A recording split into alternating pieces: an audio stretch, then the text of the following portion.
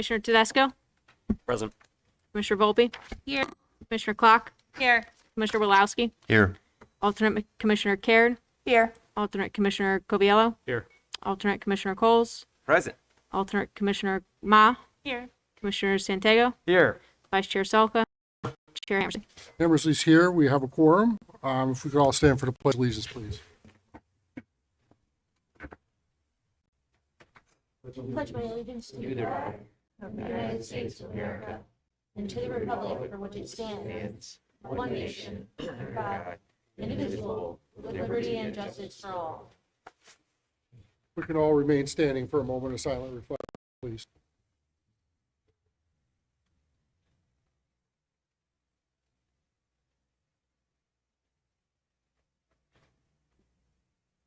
Thank you.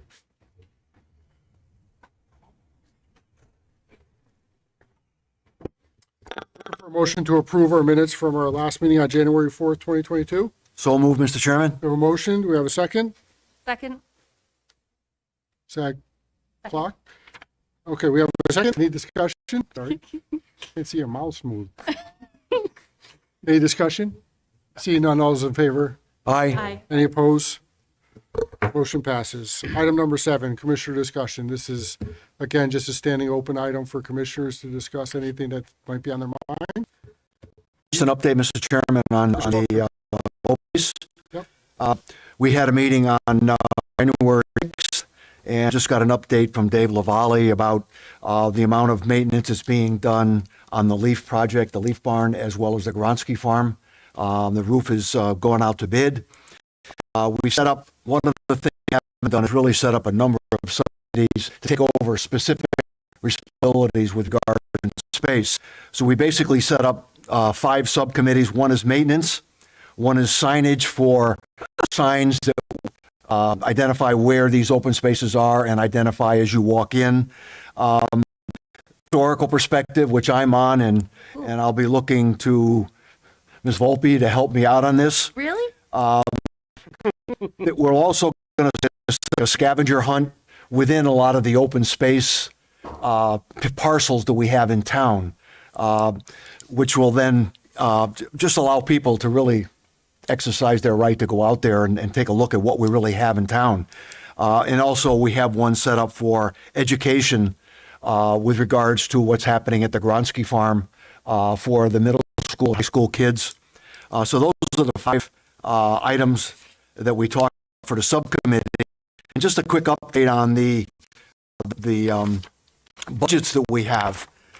If you remember the last couple of years, that has approved multi-million dollars open space acquisition.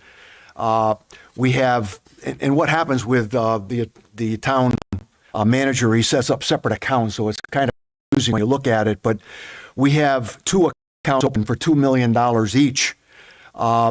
The first one, we've spent about $1.2 million out of that $2 million. We got about $800,000 left. And that's for open space, for maintenance, that kind of thing. As acquisitions, we also have another $2 million approved by the town back. That was a couple of years ago. And we spent about $1.7 million on that. That was for the golf course and some maintenance. About $202,000 left in there.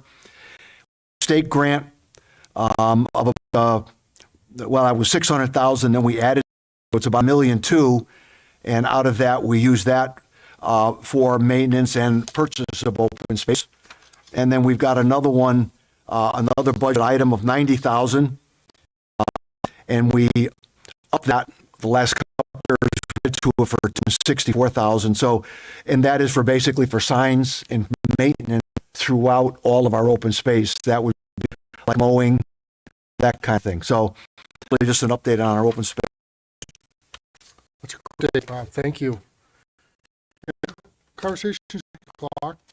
Yeah, I just want to comment on what the update is, because when we talk about open space and open space preservation and town-owned space, I think we forget that you can't just open space and walk away from it when it's meant to be used. You do have to maintain it, and it is very expensive, and very time consuming to do that. So I'm very happy to hear about these subcommittees that are getting started. I think that's a very organized approach. Good. Good. Peter? I have a more underwhelming report than what Don't Bob just underestimate have. yourself. That's hard to believe from you, Peter. I should have went first.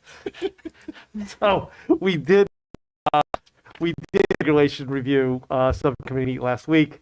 Aaron, Kale, and Joe and I got our game plan going. What we're going to do. We got some items that we'll kind of fine tune and move forward with, and and certainly welcome Mary Ellen's perspective on our regulations being new to come in and things that she saw and what she has to bring to it. So it was very illuminating for us.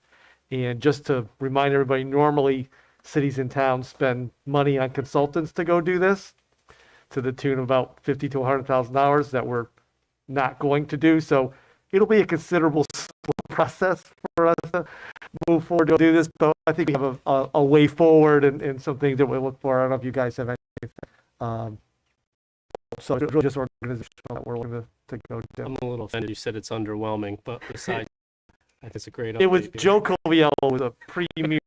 Could you feel better? As always. Oh, go, Joe. Is Joe Coviello down there? Yeah, exactly right. I won't give out your address. Joe. Yeah, yeah, It's on the website. yeah. That's all I got. Okay, thanks, Peter. Sure. Good job. I applaud all the subcommittees and the work that they're doing as well. Anything else? All right, seeing none, we'll move on to our public hearings. Item number 1 under that item is Energy Venture Management, Inc. Applicant, Rogers Orchard, Inc. owner, special permit application to construct ground mount solar array in a residential zone property located at 320 Long Bottom Road in R20 zone, SPU number 657. Mary Ellen, I think you have some information on that. Yeah, we received an email today and that application has been withdrawn. All right. That was a quick one. Number 2 there, Anthony Properties Realty, Inc., Brian Shiu, applicant, Gary B. O'Connor, Pullman and Conley, LLC agent, petition to enact a zoning regulation amendment of text to revise certain regulations pertaining to a mixed-use transit zone, also known as a MUT zone, to further the possibility of a successful development. This is zone amendment number 612. If we can have the applicant come up, identify yourself, and let us know what's going on. Do I need a mask up here? It's up to you, it's whatever your comfort level is. Speak without it, and then I'll put it back on. So my name is Ronald Bommingen. I'm a professional engineer with Boston O'Neill. I'm here on behalf of the client Anthony Properties, and Brian Shue is representing them tonight. Gary O'Connor, the attorney for this project who submitted the application, he's hit some traffic and he's running a little late. So I'm going to get the presentation going. Okay. And I'll start, and then when he gets here, we will. So I didn't get your first name. Could you just, Ronald Bommingen. Ronald? Yeah. Okay. Could you speak into the microphone, though, because we have trouble. Sure, absolutely. All of the speakers seem to focus out there. The sound goes out there, but doesn't come back here for some reason. They're all How about that? There you go. Sound good. good? Thank you. Okay. Let me see if I can figure out how to work this.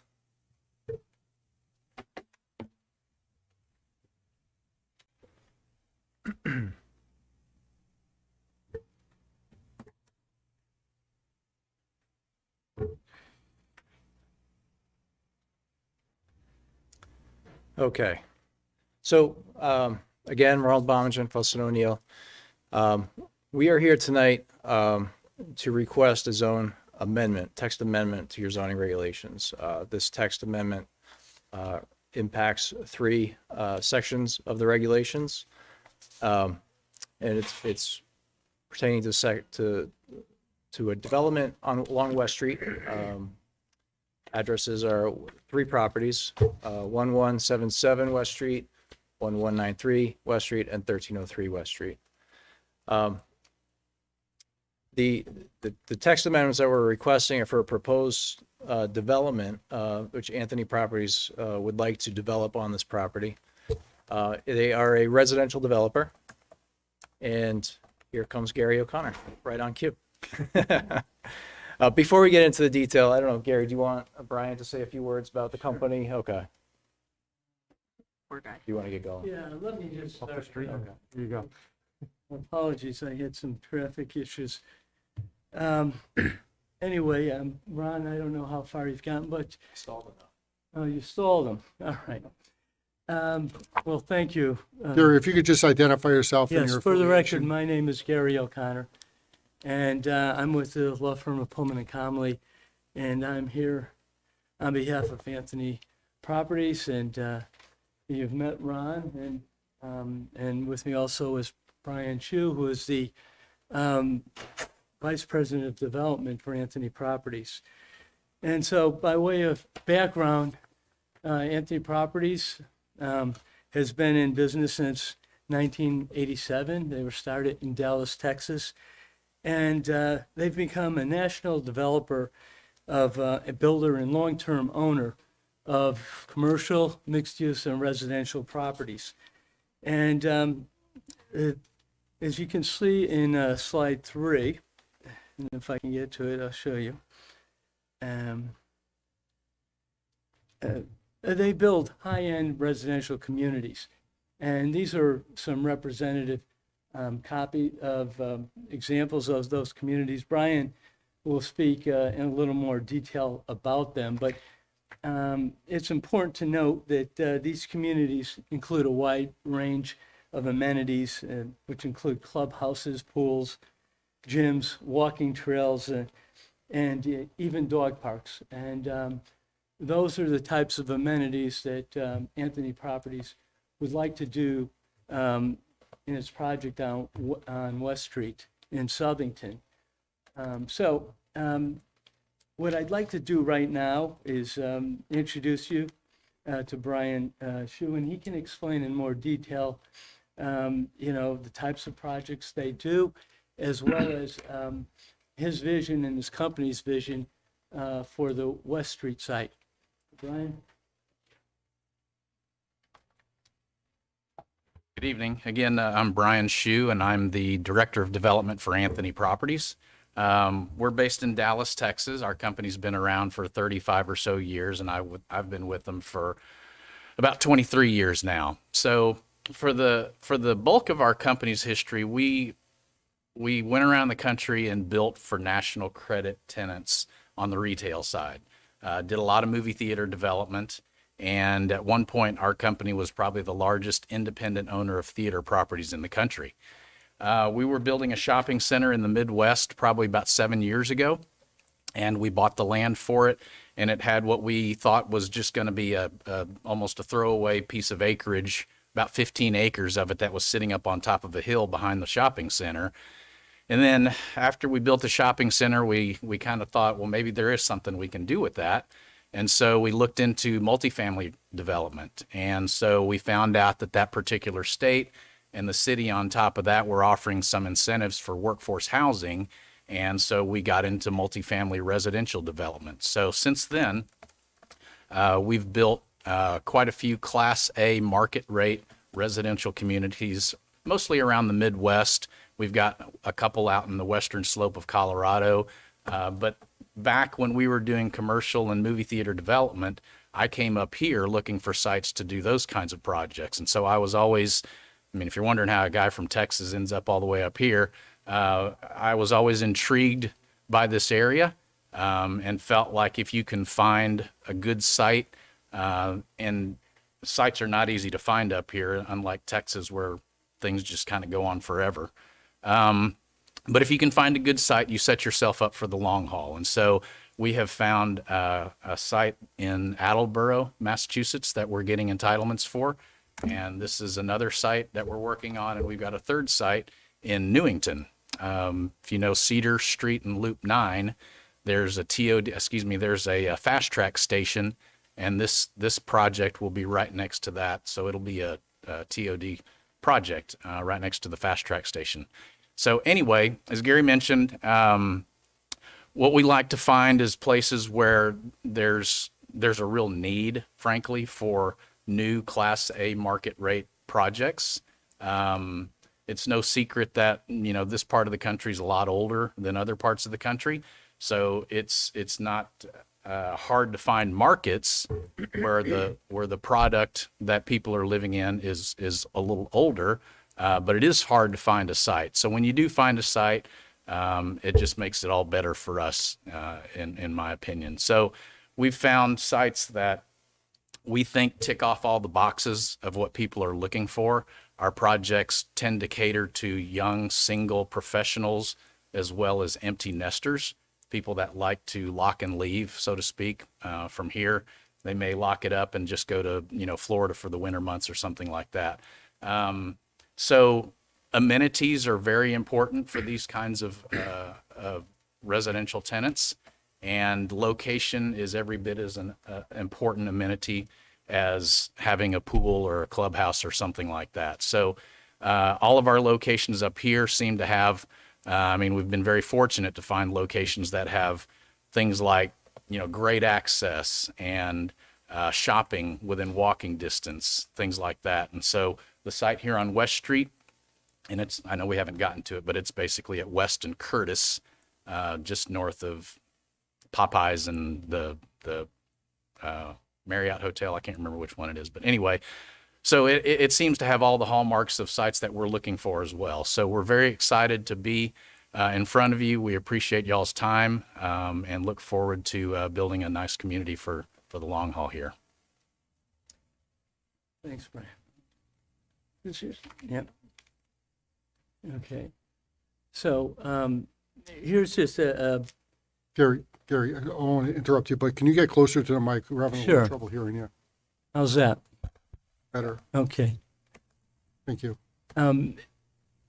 This slide is just a slide of the boundary area of the property we're talking about, which is on the corner of West Street and Curtis Street. It's comprised of 3 parcels, one large parcel and 2 smaller commercials, which are now MUT parcels, right at the corner of Curtis and West Street. And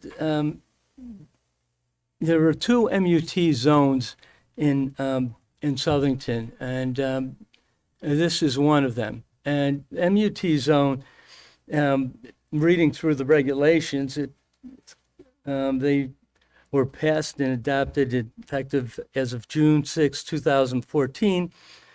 And they were designed to be a transitional zone. By that I mean transitioning from commercial industrial to residential. They were designed to allow for a maximum amount of flexibility and encourage creativity and to establish a wide variety of land uses. One of the hallmarks of this zone and requirements is a high standard of quality in construction and design and in appearance. And there's also, the goal is to be sensitive to the environmentally regulated areas and to encompass, to the extent you can, some of the significant environmental features. And I think what Ron will speak to is how all these things are addressed in our conceptual plan.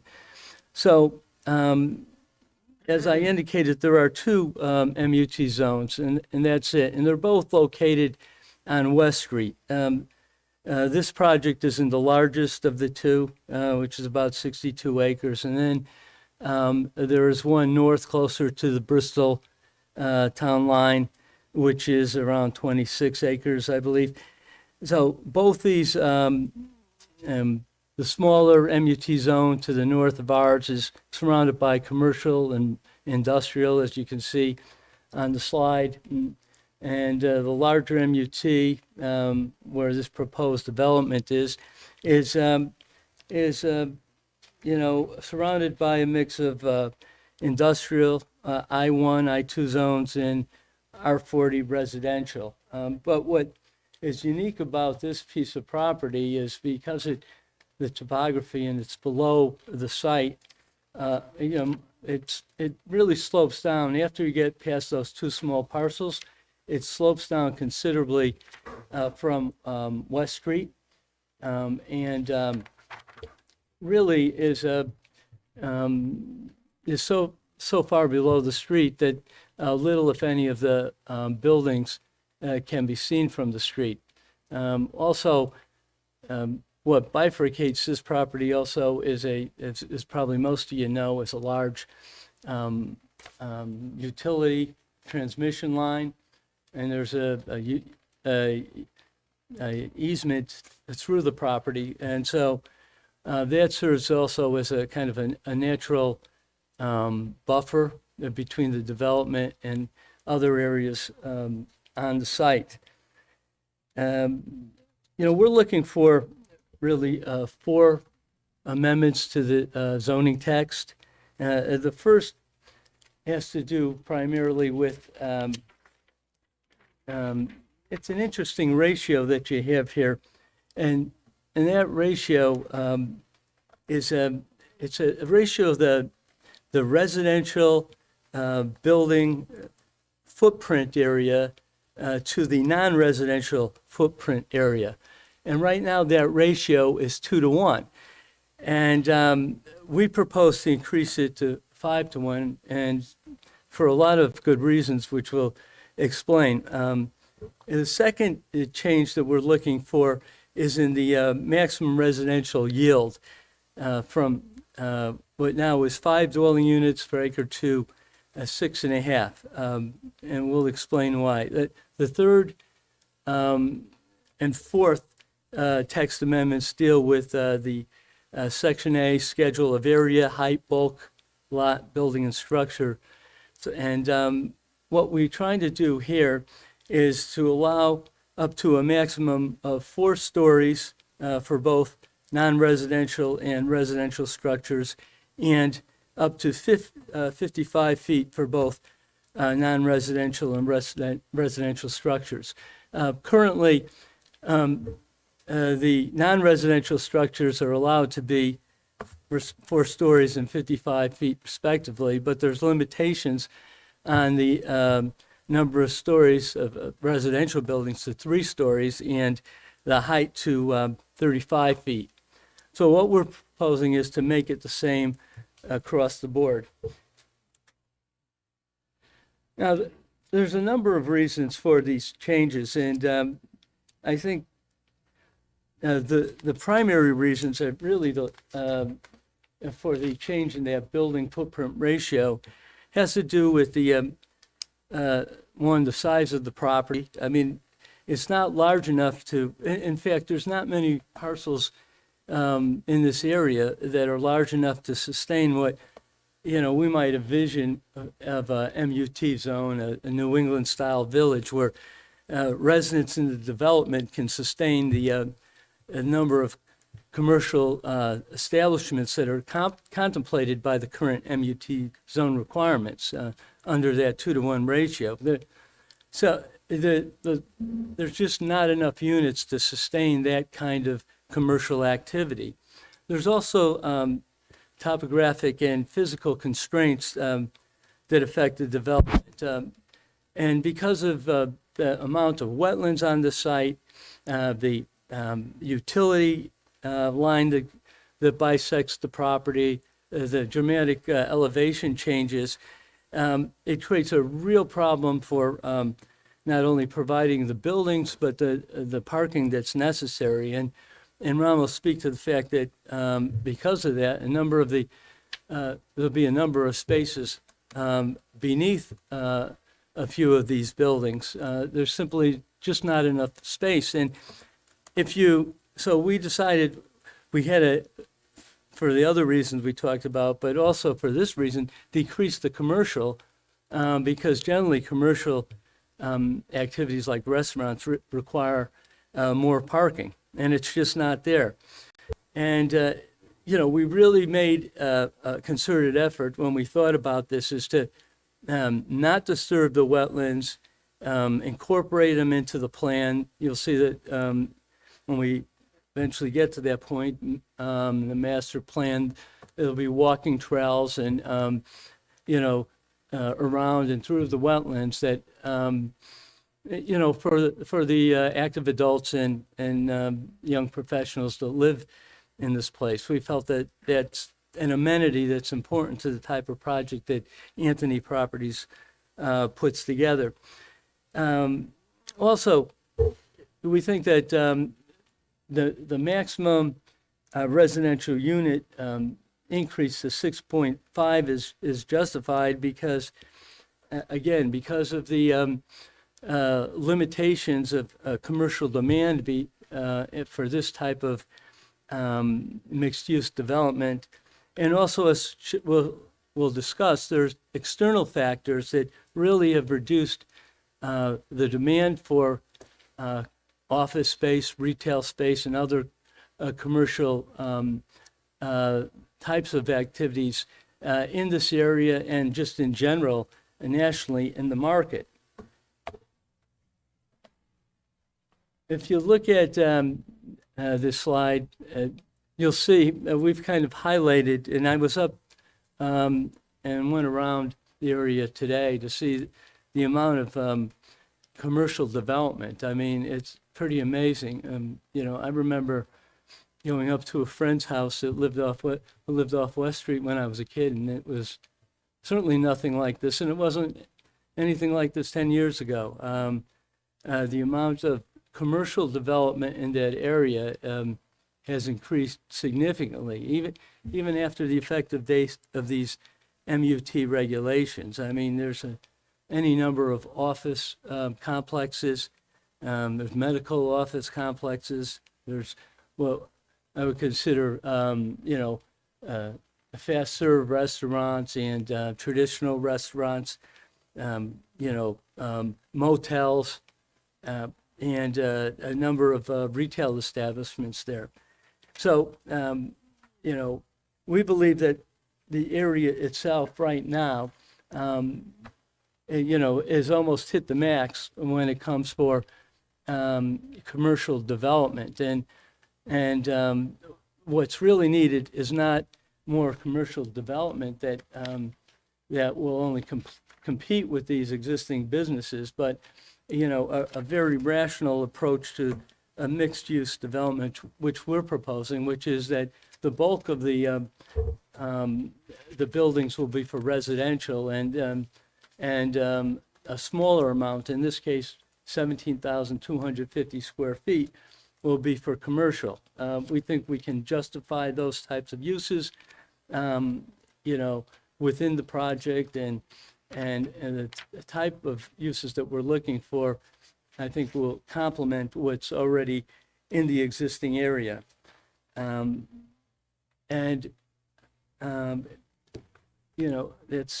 me just go back here. I think that we have to realize not only has there been, a profound development of commercial right around this area, but also nationally, there's been a converse thing happening, and that's, you've read in the paper, I think most of you have, or watched on the news, where, there's been a reduction in the demand for office and retail. I mean, a lot of businesses are going to a hybrid approach right now, which will, and I wrote an article about this, which has significantly decreased the demand for office, throughout the country. I think that what the pandemic did is the decision makers, the senior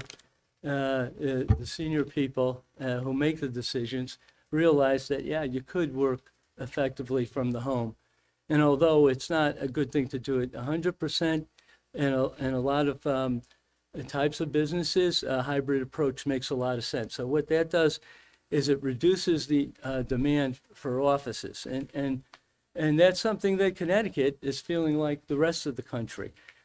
Also, the pandemic only accelerated the trend for a reduction in the need for, retail space. You pick up the New England Real Estate Journal, you'll see where shopping center owners are either filing for a bankruptcy or are proposing some type of repurposing of their, shopping center, because they simply don't have the demand anymore. More and more of that is going, online. It doesn't mean that certain types of retail will not be very busy and continue to be, but there's been a real paradigm shift in how we approach retail, and what that has caused is a concomitant reduction in demand. So what we faced when we looked at this project in this area is really kind of a reduction in demand for commercial space, and in this area, a significant supply. So that coupled with the physical constraints of the property, which limit the amount of parking available, the internal nature of this, and market forces all came to play to make a project that required, a significant amount of commercial space in this type of development just unpalatable. Can't be done, and so what we have tried to do is kind of evolve with the market, and what we're proposing are a few tweaks to the existing MUT regulations to make that evolution with us, and hopefully you'll agree that the changes we propose make sense. So at this time, what I'd like to do is introduce Ron. You've already met him while he was stalling for me, but Ron will give you more detail about the type of project that's proposed, the scope of the project, and why these text changes are so important to really develop the project. So Ron? Thanks, Gary. Again, my name is Ron Bomingen, professional engineer with Fuss & O'Neill, and I'll go right to the site here.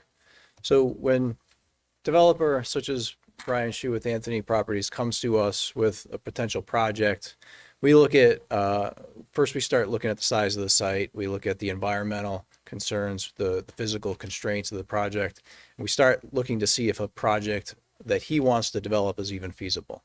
So we look at things like the grading of the site. This site is very challenging in terms of grading. From south to north, you have excess of 50-foot grade change along West Street. From west to east, you have anywhere from 65 feet to over 100 feet of grade change from west to east. So this site is a constant slope down to the wetlands area on the right, which you'll see in a second. So back in the fall of 2021, we presented a change or an update to the wetlands plan to the commission. That was approved by the commission. So the official town wetlands map was updated at that time, along with the upland review areas for the site. So you can see the dark shaded green areas on this map, those are the actual wetlands on the property, and the hatched area around the perimeter of those is the upland review area. So we have quite a substantial amount of wetlands on the site, so that 41 3/4 acres total that makes up these three parcels, it's reduced quite a bit just by the fact of having all of these wetlands. In addition to the very complicated grading of the site and those wetlands, we also have two easements that cut through the property. One is a 100-foot electrical transmission line easement, which is the northernmost lines shown that go horizontally across the screen. It's a 100-foot wide easement, and you'll see in a second, our proposed development is the area to the south of that. So the area to the north that makes up that 41 3/4 acres is not going to be touched at this time. Our development is going to be proposed just to the south of that. And then the second easement is the lower one. It's a smaller easement. I don't know the exact width of this easement. For the purposes of this figure, it's 20 foot in width. It may end up being a little bit wider, but once we get into the actual surveying of this property, coming up with a boundary plan, we'll have that exact information. But we already know there's an easement, so there's a new additional challenge there for that. That is a water easement that cuts diagonally through the property, so we have that to account for as well. So like I said, when Brian or a developer comes to us with a property, we need to make it feasible for them. We have to create enough developable units for them to make it worth their while. When we looked at this property, we knew we wanted to maintain that vegetated buffer between this development and the single family homes to the north. North on this screen is to the left, and east is straight up. So we've just rotated here. West Street is horizontal along the bottom of the screen. Curtis Street goes up and down on the right side of that map. So what we did here is the grade elevation wise, the grade at the corner of the property there where the two reddish, maroon, brownish buildings there are on the bottom right. I think it's D and C. Those are what we're calling the commercial spaces, the commercial buildings. That's got the frontage along West Street. It's got the signal right there at the intersection. People will be able to see that. The further north you go, left on the screen, West Street goes up in elevation and our site goes down in elevation. So those other buildings, there's 8 residential buildings proposed on this screen. Those residential buildings are set down approximately 30 feet. I say approximately because we haven't done a detailed grading plan yet, but we're making the assumption that those buildings need to be down around elevation 30 to create a balanced site. Balanced meaning the earthwork. So when Gary proposed this text change to allow for a 4-story building, 55 feet in height, we're accounting for that grade change and visibility from West Street. Now, visibility from West Street is also going to be impaired to see any of these structures because we're going to maintain that vegetated buffer that runs along West Street now. We don't want the noise, the visibility of passerbys looking at these residential buildings, and we don't want the noise of the street to impact the residents of the development. So we're going to maintain that vegetated buffer between West Street and the proposed development. Another reason for the request for a 4-story, 55-foot is that because of the grade change, we have these buildings are stepped along the hillside. So the buildings that are horizontal on the screen here, it'll be 4 stories on the backside, but only 3 stories facing West Street because of the grade change. We do have under-car parking, so cars will be able to park inside a garage below your unit. But if you were to see these buildings from West Street, you wouldn't see a 4-story structure. You would see a 3-story structure, 4 stories on the backside. I got my little, see if I can point here some features for you. So again, we have the commercial at the intersection of West Street and Curtis. No access drives along West Street. The regulations don't allow access to the site along West Street. So our access is located off of Curtis. We have 2 access points along Curtis there. There is a clubhouse located here, and there will be site amenities, the pool, dog park. Those are just a couple features that we're thinking about if there's space. And then, like Gary was saying, there we have trails too that will use the area through the wetland area. Again, we're not going to have wetland impacts per se, but we will use like a mulch trail through these wetlands if allowed by the Wetlands Commission to do so. But we feel like this area could be well used for walking trails.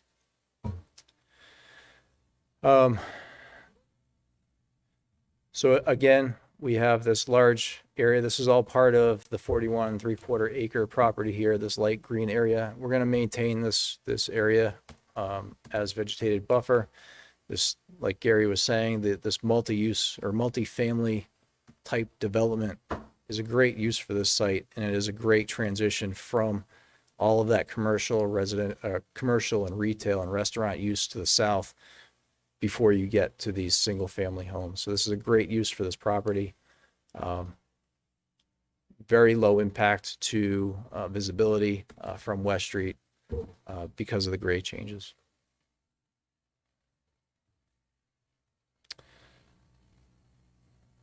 Anything else? Okay. So with that, I'll turn it over to Gary, and we can certainly answer any questions that you might have. Thank you, Ron. So I think we try to highlight the reasons for the change, the unique character of the property, the change in the market. We tried to be consistent with the core value of, and I think goal of the MUT is to provide a nice transition, and we've done it with significant buffers throughout the area, so that it really won't impact the surrounding neighborhoods. Quite honestly, in order for this to work for us, we don't want to see anyone else either. I mean, it's the idea is to have a kind of an inclusive community, a high end market rate community filled with the top of the line amenities. So in order to do that, we've had to change the ratios to stress an increased amount of commercial, as I explained. So none of the setbacks, none of the other requirements, that are important to maintaining an MUT have been changed. It's just trying to make the zoning regulations, comply with the reality of the market now, and in the area, which requires a higher concentration of residential to commercial. And, we hope that you feel the same way here. We think it's a great project. It'll add significant taxes to the tax base. I think the project will cost about $54 million. So you can do the math. That's significant annual taxes. And the type of resident here, because these are mostly 1 and 2 the bedroom, is geared for, young professional working in Hartford, New Haven, Waterbury area, and empty nesters that just, as Ron pointed out, or Brian actually pointed out, just, want to stay in the community, want to cash in on their equity that they built in their homes, but remain here and be able to, lock the door and go to Florida or Arizona for a few months. So we think that the project makes sense for Southington. The area is perfect for what Anthony Properties does, and we would just ask for your consideration on the 4 text amendments that we are proposing. So if you have any questions, I'd be happy. Thanks, Gary. I'll open it up to commission members first. Before I do that, I just want to remind people that this is on the zone text amendment. This is not on a site plan. So what you see up there is just a conceptual drawing, which can change so long as it adheres to whatever regulation change that we may decide to make or may not decide to make in the context of this discussion. This discussion, again, is just about the zone text amendment. But I think that, and I appreciate the fact that you threw up sort of a idea of what it would look like in your mind if it were to move forward. Sure. I think that helps enhance the conversation, if you will. So with that, I'll open up to commission members. Anybody who has a question. Mr. I'll start. Or, sorry. Go ahead, Pete. Commissioner Salka, go ahead. Many of the points that were made, I think, are valid with your talks to the contour of the property, the wetlands on the property, that kind of thing. But I think what concerns me the most is that you mentioned that we have 2 zones that are zoned this way. Yes. One is much bigger on the top of West Street, which does not have the limitations that this piece of property has. With that said, that I can now see my notes. With that said, the change that we're making or that you're suggesting here would also apply to that zone. And that zone is really completely different than this one. It's much larger. It's a flatter plane. It's right off of West Street. It could probably handle much more commercial than perhaps this piece of property. And I'm just wondering if what we're not doing is we're not making a change to a regulation just for this piece of property. That's the way I'm looking at it, which is, in my mind, wrong, because that would be classified almost spot zoning. Sure. What I would almost suggest and we had something like this come forward on another piece of property that was not a MUT parcel or zone, but they wanted a height variance, or they wanted a different height, limited parking, that kind of thing. And my suggestion on something like this is, before we go and change a regulation for one piece of property, why not go before the ZBA and ask for, because you've got many valid points of hardship for this piece of property, because that's what we're talking about. If you're going to develop this property, I would suggest that before we change a regulation, that you take it before the ZBA and get a variance before we end up changing a regulation, which then would cover both properties, which I think would be wrong for that second piece of property. You know, you raised some good points, and, you know, and believe me, we thought about that. The downside with the variance is really proving a technical variance is really difficult to do, and it's easily denied, and it's something that is appealable simply because a true hardship is such a limited universe. And since nothing has been built here, you know, I think it would be very hard to show hardship in the legal sense of the word. But believe me, that's something we did consider, and it's a good point to make. The reason why I wanted to show both MUT zones is because actually the larger of the two, and it may not show well on this map, but the larger of the two is actually the MUT zone in which our property is located. The other one, I believe, Ron, is what, 26 acres? Yeah, it's about half the size. And, you know, it's surrounded by, actually, the other one is actually surrounded by business and commercial zones, although just north of it, there's a multifamily in what is, I think, still a business zone. So, you know, and I drove up there today simply because I wanted to confirm my suspicions, and that's exactly what it is. Actually, that one, I think you could make a case that makes even more sense.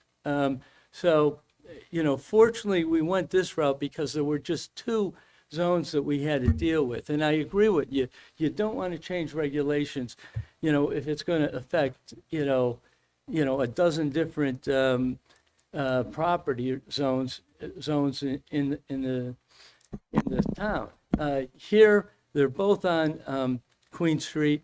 The other zone actually is half the size, and it's surrounded by business and commercial zones. So we felt that because of that, it made sense to come in and request the actual amendments to the zoning regulation, because I think that property, if it's ever developed, I mean, it's a lot flatter. It may not have the constraints ours does. I mean, that property may look for the same things, but it'll be on a much smaller scale. And quite honestly, I just don't know how they would do a kind of a commercial or you know, a New England style village concept with only the 26 acres. So that was our rationale, but yeah, I agree that, you know, those are good points. Thank you, Gary. Bob, anything else? Yeah. Oh, no, I'm done. Thank you. I just want to add something real quick.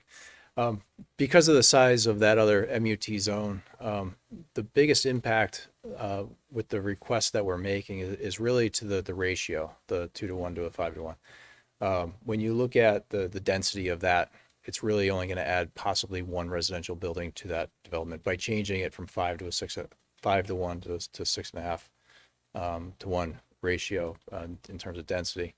It's really the change from the 2-to-1 to a 5-to-1 request for the commercial.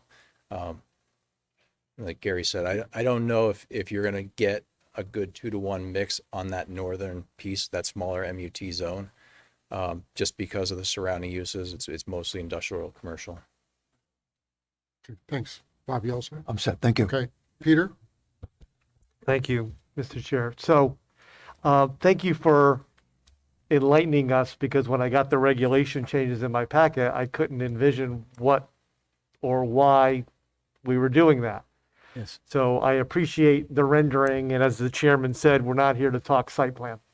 Right. But we felt we needed Right. to give you Yeah, something. like, what are we talking Explain about, our right? rationale Yeah. for So asking keep for it your little secret, right? That said, you probably couldn't have picked a more sensitive topic for Southington residents than any sort of development along West Street. And to consider a plan that increases density along West Street, I could probably feel people's hair on the back of their neck standing up as I say that. Now, that said, so you kind of get the feel of what I'm guessing is the room. Let me ask this. Sure. So you have 1, 2, 3, 4 proposed text changes. Does your proposal fall if any one of them doesn't go through?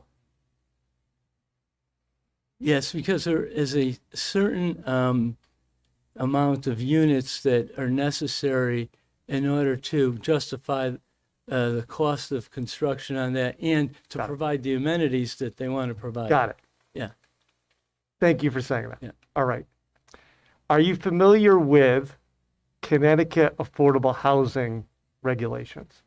Reason why I asked that, and I'm not talking 830G, I'm talking other sort of affordable housing. Now, when you talk about your clientele and your target audience, Yes.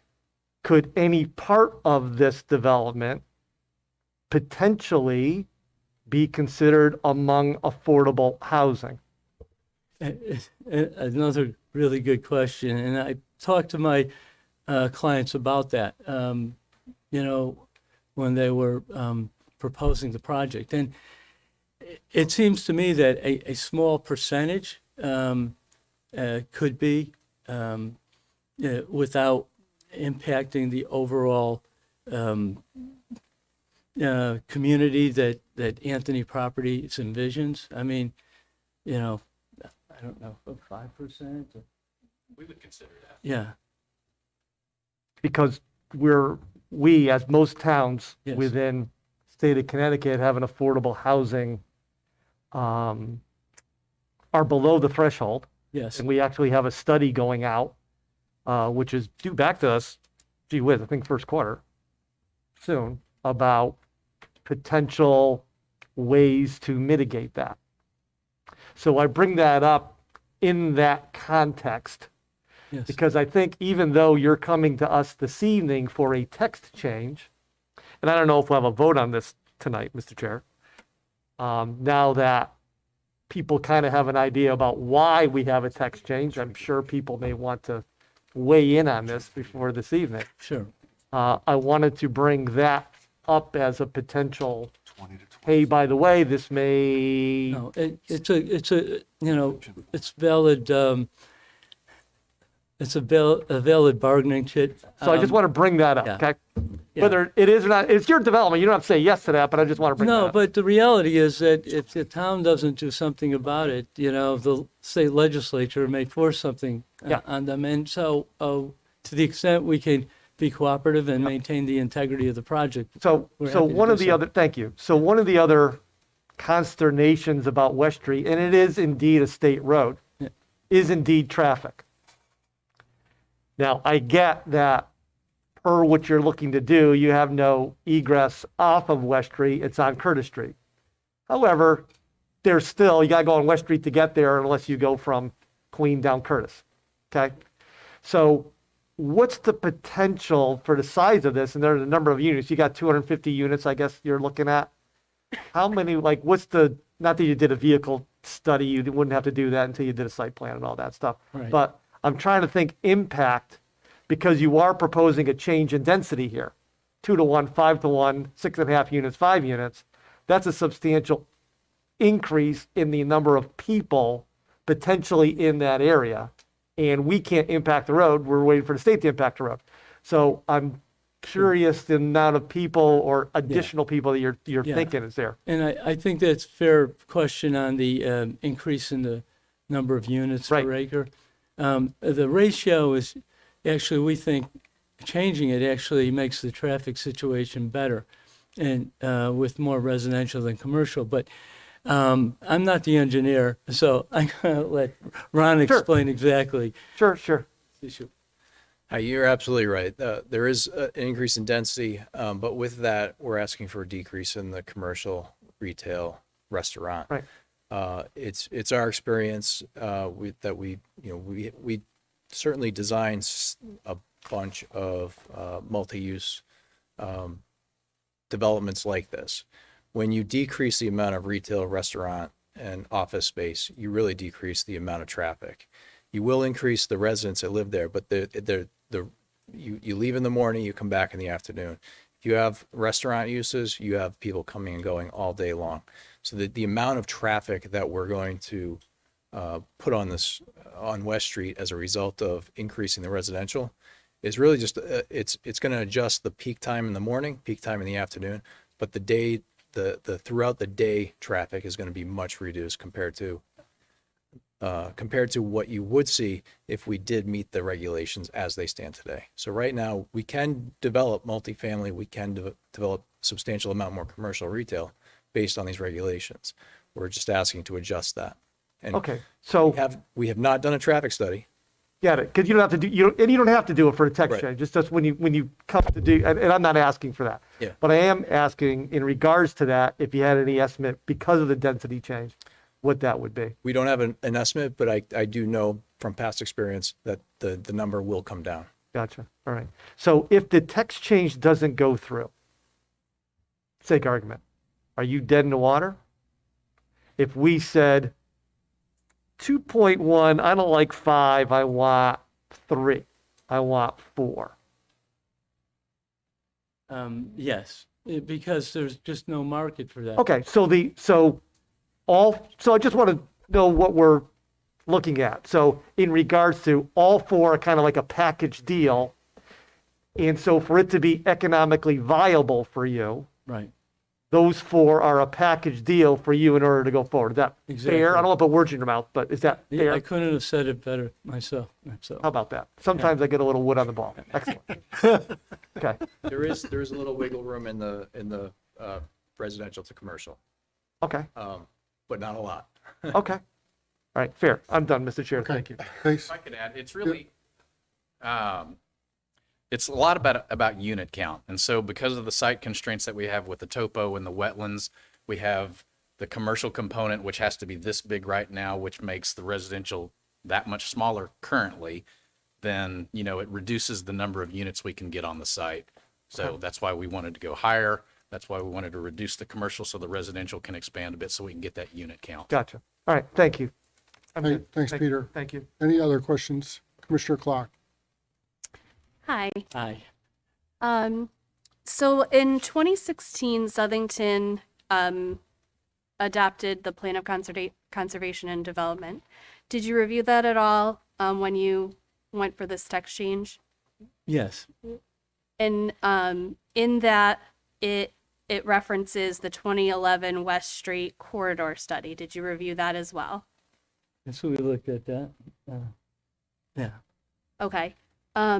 Because I think that some of the questions that we should ask, and I'm just basing that on the study, is what you're asking. It does call for minor modifications. So I think people should think about, is this a minor modification? How does it improve the plan? Does it improve the plan for West Street? Because I happen to be on the commission way back when, over a decade ago. Yeah. And I remember extensively discussing intent with the plan, vision. And so, the town has a very specific vision Yes. for that area. And does it create more efficiency? Does this text change create more efficiency for our town? So I think those are some of the things that we do need to think about when considering this. I agree. Yeah. You all set, Jen? Mhm. Okay. Any other questions? Caleb? Thank you. I appreciate your presentation. Just a couple questions. So we're looking at the larger piece of the project here, but then there's also those two about single acre lots on the bottom. So those are going to be combined with the overall property. Has it been done yet, or is just my GIS a little old?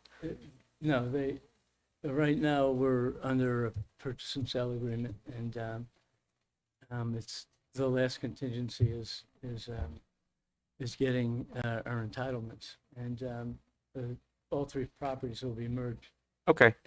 Excuse then me, my- Caleb, just for a second. Gary, I hate to be a pest, but really need you to speak into the mic so people I can hear you. apologize. Thank I you. just, Mr. Sorry. I'm trying not to I have know, my back no. to, You know, I'd rather have you speak into the Okay. microphone for our colleagues. Protect the record. I I can understand. appreciate that. And Yeah. That's fine. So I guess I'm going to speak on behalf of the existing text right now.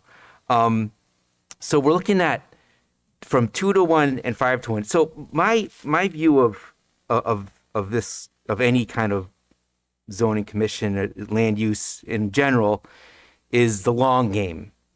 And when this MUT zone was initially envisioned, we looked at it for the commercial development of West Street.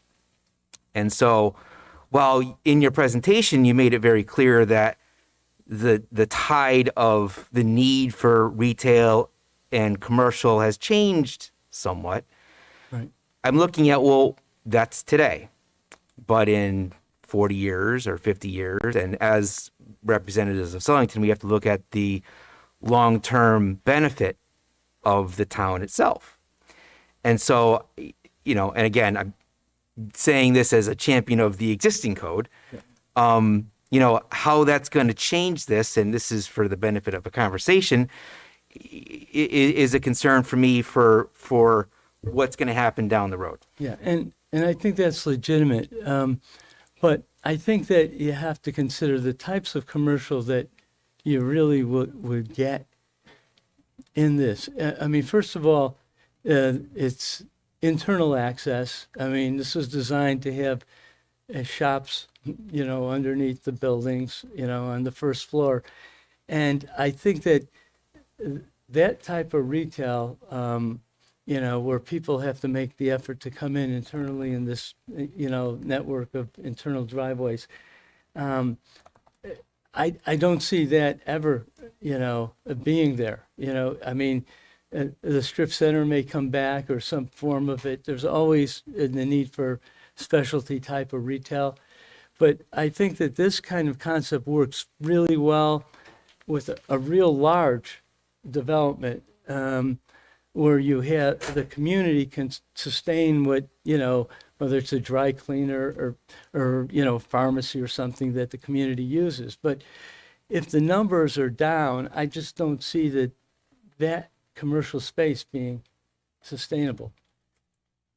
Thank you. So, and my last question is, and Commissioner Santago kind of mentioned this, and I just did a quick calculation. This is certainly not scientific, but for the large acreage, the 38 and a change, for that large piece, at 6.5 units per acre, you could have, without the limitations that you talked about, over 250 residential units on that property. Now, Yep. subtract out the wetlands that you can't do, Okay. but, and I guess this might be more of a Mary Ellen question, but can the density of the buildable space, and while I appreciate the fact that you gave us a drawing, but can the density of the buildable space be increased to 252 units regardless of the limitations to the site? I'm not following you on that. So if I don't know if so we can build, so for the 38 times 6.5 comes out to 252 ish. Can we build 252 units on that site? Yes. That's basically my question. Yes, I Okay. mean, let me see if I can get to it again. I mean, what you see here is not, fully engineered, but this is something that, Fuss and O'Neill has considered and believes is buildable, taking into consideration all the wetlands and not utilizing anything else. I mean, part of this is to maintain that buffer. Nothing is on the other side of the transmission line for that reason. But what's here, and that's why we need the height adjustment, to match non-residential buildings, because with that we can build this project and build a number of units that justify the price construction. So Yeah. on this plan, that we're showing 264 units in the 8 buildings. Yeah. So that's the reason why we're asking for that 6.5. One more time. How many units was that? There's 264 units 200. Oh, I see it in there. 8 Yep. residential buildings. Each one has a building footprint of about 10,700 square feet, which then gets calculated into the ratio of residential to commercial. Okay. Thank you. Thank you. Thank you, Mr. Chair. Sure. Bill, set? Okay. Christina? Did someone else have their hand raised? No, go ahead, Okay. Christina. Thank you very much for the presentation. I always value visuals, so while we're not discussing it, I have a couple of concerns and maybe you can reassure me. And also a couple of things to point out to my fellow commissioners. When we did the POCD, West Street really wasn't what it is today, as you guys indicated. I've grown up in this town and it's vastly different from the farmland when I was a child. Every now and then you could still see a cow. But anyway, my concern is that, as we currently have it on West Street, it has become a commercial sprawl in a sense, for considering it that way. And having Queen Street in this town, we know the good and the bad that can come with extending that commercial development past Curtis Street. So insofar as this being a transitional zone, I do agree with the fact that it's already zoned that way. My nervousness coincides with the public opinion in the sense that we cannot deny that this would add traffic to that area, as we've all admitted, right? And I do think that for this evening, I think our commission needs more time to think about those ratios, right? But insofar as tapping into, let's just say theoretically that, or hypothetically, that ESPN base that we've kind of been missing in town, something like this is good for that, especially with work from home and things like that, being so close to the hub while also being able to add to our tax base. I see the positives. Because it also prevents us from continuing that commercialism up the hill, which I've also questioned. Like, God forbid I'm turning into a Michael's not where it is right now. Like, what if in 10 years I'm turning into a Michael's right here with another store and another store? That would also be a nightmare. So I see the point in saying that residential development right here, transitioning out of that commercial, going up to West Street, I do see it. However, and maybe again, you can give me some confidence here. I'm a little concerned with adding the shops, which I know you've scaled down. But in our MUT zone, we say, again, that shops will be at the bottom level and you'll build upon that. Is that indicated in what we're seeing here? Or is it just the A, B, C, and D that we're seeing is that's where commercial will really go? That's where the commercial, I think the requirements don't require it underneath, but No. I mean, what we're trying to do is kind of understand what the market is and also kind of maintain the spirit and intent of the MUT zone. Yeah. And that's by having some commercial, but not overwhelming the area with it, and having it up towards, West Street and not, and, farther back towards the residential neighborhoods, there's residential. So, that was kind of the intent, but we didn't believe that we could do this without any commercial, because then that would really defeat the whole purpose of the zone. So that's where my second trepidation comes from with this, is that in the MUT zone, we do encourage that pedestrian-oriented development. I just don't see how that would coincide with what's already established on West Street. Like, God forbid a child is like, hey, Dad, I'm going to go walk to Popeyes after school. Like, or, you know, it's 11 o'clock at night and I have a hankering for Popeyes. Or it's my sewing project gone wrong last night and I'm at Michael's at 11 p.m. and I decide to walk there. Anything terrible could happen on that street. It's designed for a pedestrian utilization in the project itself, in the community, and that's where the walking trails are important, and also the internal nature of this. It's people in the project can walk to those two residential buildings. So I think that was kind of what I envisioned was required by this, that whatever commercial that was in there, could be, the residents in the project could walk there. Yeah. Yeah. It limits you though, in a sense, right? You're not really being able to be pedestrian oriented if you're not going outside of the development that you've created for that. And that's something that when we talk about this New England style village, right, or the New England formula, as I refer to it historically, right, is that you are able to walk to the grocery store or to the Michaels or to, you know, obviously there wasn't Michaels in the 1800s, but Absolutely. And I just want to be clear, we're not requesting a change in use. Right now, residential and commercial retail, they're all allowed on this site. Yeah. It's just the ratios that we want to play with I hear to you. allow it. So, you know, we can build residential, we can build commercial, just not at those ratios that the regulations allow. I appreciate having a discussion about it, though. It is always helpful for myself and I believe our constituents to kind of get a better idea of what it'll look like in 20 years, as it has changed so dramatically in the last 20. So thank you. I'm all set, Mr. Chair. I appreciate you. Thanks, I did Christina. go to Michael's really late last night. I appreciate you too, Commissioner Volpe, as always. Commissioner Clark has something. I wanted to check with Mary Ellen to see if it was appropriate to first ask this question in a public hearing. We're having a discussion, but there were several public hearings on this MUT zone change back in 2016, and numerous residents came out. And is it appropriate to document their concerns within this public hearing? Probably not, because I think Okay. this one sits on its own merits. Okay. And it does exist, and that information is available should somebody want to read it, but I Okay. don't know that I would apply it directly to this application. So. Okay. Thank you. You all set, Jen? Yes. Thank you. Okay. Anyone else with any questions?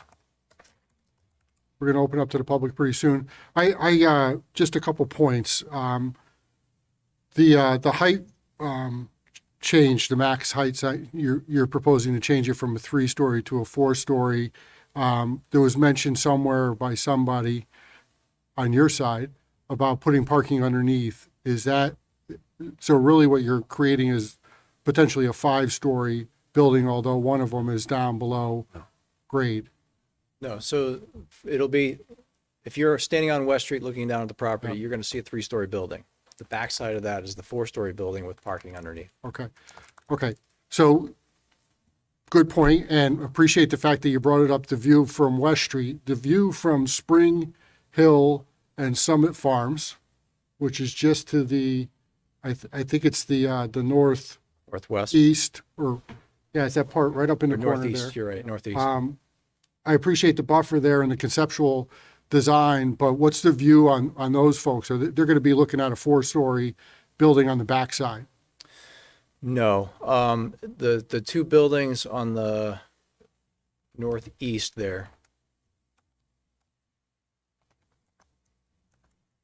These two buildings here will most likely, because of the grades that are there now, will probably most likely be 3 stories.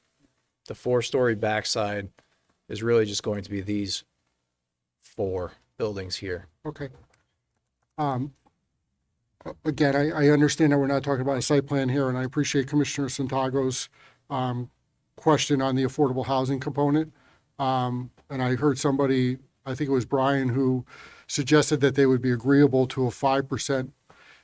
If I come back and the commission comes back and says 10%, is it still a viable project? We can certainly look at it. Okay.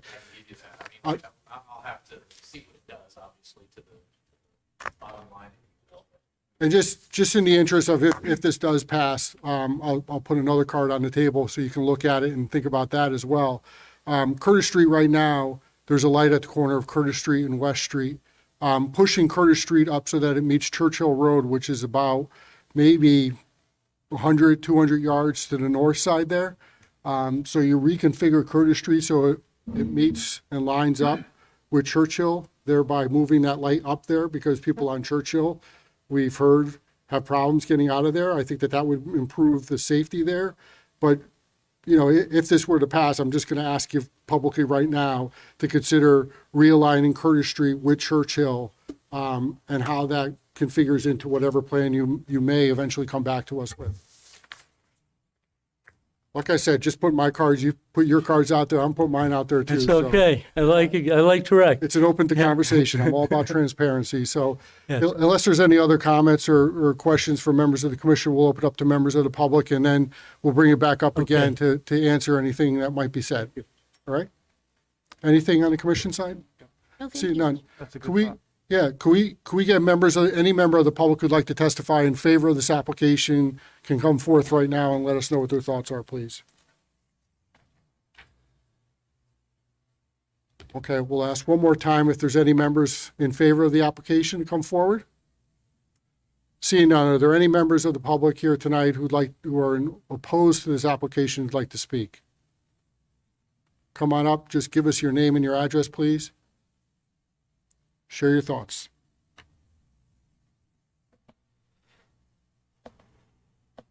Larry Paulo, Blatchley Avenue, Southington. I'm not even here for this, but I have a few things to say. On that concept, to the left of all the buildings, that green square, is that part of the 41 acres?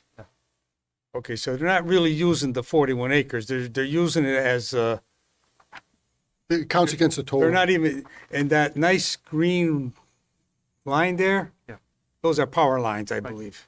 I think that's where They're the power building line right is. up against the power lines. Right. They can't go over and use that. No, Okay, so what they're asking for a 30% increase in density from 5 to 6.5. And they're not even using the whole 44 acres or 41 acres. They're probably using 35 or 36 acres. So it's really worse than 6.5 to 1 because the 41 acres is not all being used. So that, I think it's, and they don't show where we're coming out here. We coming out Curtis Street, then we got to come onto West Street. West Street's a nightmare today. I don't have to tell you that. That's all. Thank you. thank you, Larry. Is there anyone else in the public who's here to would like to testify in opposition to this application at this time? Okay, seeing none, I think on Commissioner Volpe's suggestion at least that we'll leave the public hearing open, but You did it first. we'll give you one last shot to come up and say anything you want to say before we move on.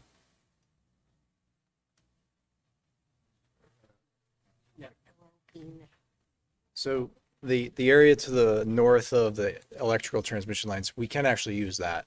We're just choosing not to. We're leaving the vegetated buffer. We can have parking, we can have driveway access underneath those transmission lines.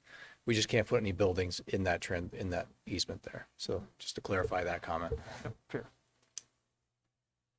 I'll also add that while the area north of the power line easement is technically usable, it's very difficult from a practical standpoint to just put one building up there, dragging utilities, dragging roads all the way under the easement just for the one building. It's just not cost effective to do it. So that's why we're trying to work within the footprint that's south of the power line easement.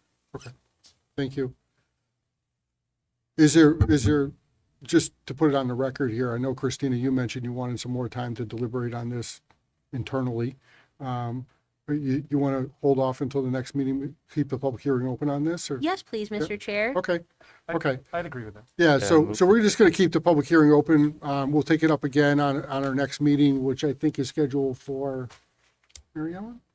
February 2nd? March 5th? It's the first Tuesday of February. Of February. Oh, it's the Lunar New Year. Yeah, it's February 1st, I believe.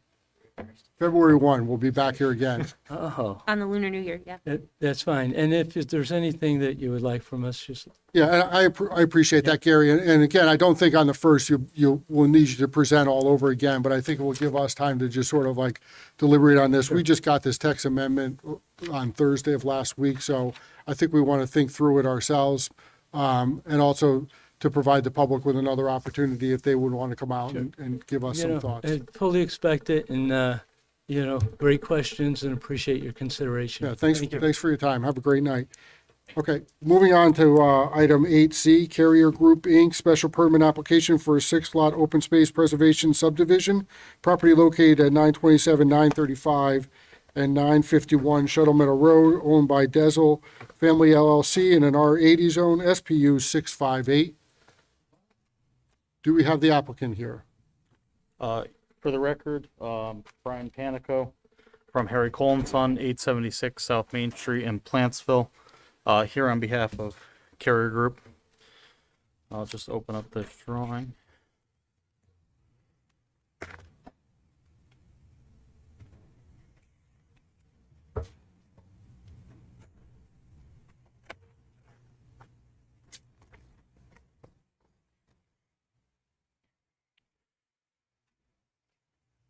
So I'll just start by saying, so this presentation in front of you today, this is actually still in front of wetlands. We have not received approval, so we will be asking for a continuance of this public hearing. We just wanted to kind of start by introducing you to it, give everybody a little more time to think about it, ask some initial questions, and then that way, once we get to the next meeting, we'll all be a little bit more informed. So the parcel area is about 9.9 acres. This is an R80 zone. It's bounded to the north by the Plainville town line, and then there's some open space on developed property and mostly residential properties. To the south by Shuttle Meadow Road, the west and to the east are both residential single family as well. Once again, also R80. Generally, the site slopes from the east to the west, and a large portion of the site to the northeast, northwest, and then the property directly kind of up in that northwest section has got a lot of wetlands and a lot of vernal pools, a lot of environmentally sensitive area. So this proposal is for an open space preservation subdivision. It's 6 lots, new right-of-way off Shuttle Meadow Road. That'll be a town road, public water and private septic systems.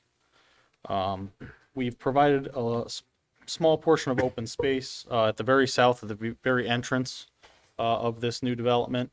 Mostly open space is proposed there. Once again, there's not any open space around this, so that would most likely be owned by a homeowners association, as I'm sure town wouldn't want to take it over as it's just a little block. But what that does is it kind of creates a little bit of a buffer from the road to the rest of the development where the houses are, to create a little bit of a separation. Nice piece of green space. It'll be tree lined with the street trees and everything as required by the regulations. So there's a total, and then we also are proposing conservation easements on this property as well for the large portion of wetlands. Encompasses almost the entire portion of wetlands in that north west corner. We felt like conservation easement was the best use here once again, as otherwise it would be open space by the homeowners association, but only on one lot. Really don't want any development or really anybody disturbing those sensitive areas anyway. So we felt conservation easement was the best opportunity to do that. From a storm drainage perspective, generally, normally see big ponds, town-owned ponds, and open space. Once again, this open space is probably going to be owned by a homeowners association. They'd be responsible for the maintenance and everything like that. So what we actually tried to do was provide a little more low-impact development strategy here. We have a low point about 3/4 of the way through the road. So from the cul-de-sac back to the south, and then from about where the first house is there, going back toward the toward the cul-de-sac, there's a low point. All the water will collect there. It's collected by catch basins and then put into underground infiltration chambers. Doing the soil testing out there for the septic system designs, it's incredibly well infiltrating sand, so provides great infiltration rates. So now all that storm water, we can be just infiltrating instead of sheet flowing off the site or putting in somewhere else, which helps toward the MS4 as well.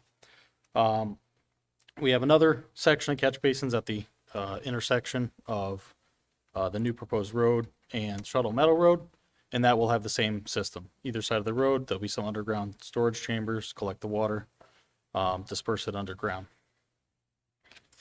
So some of the key things that we looked at, like I said, this is open space preservation, so it is special permitted use, which is why we're here for a public hearing. The biggest reason we went toward this type of development as opposed to just doing a conventional R80 was really just the environmental impact. In order to get roughly the same number of lots, the road is about 200 feet longer. So right now we're showing 500-foot road. It would be about 750 feet. It would extend through the CL&P easement that's there, right about to the end of it. So basically, the end of the cul-de-sac would be at where we're showing the tree line right now. And then you'd have to clear all that area to the north, kind of up to the upland review area, up to the upland review line, and then you could fit houses in there. So we looked at this as a better opportunity to kind of save all of that tree line, save all that protect that environmentally sensitive area a little bit more so, and then create more kind of area for wildlife habitat that probably already exists there now, as our tree line really isn't cutting too much out, as that's all open farm field existing, or was a farm existing. And so by leaving all of that, it doesn't really disturb any or impact any of those the environmental protection.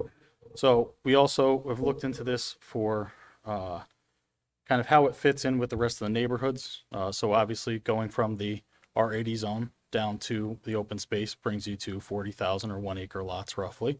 However, most of the lots kind of surrounding this parcel directly across the street, most of the lots are actually only about 40,000 square foot lots, east and west.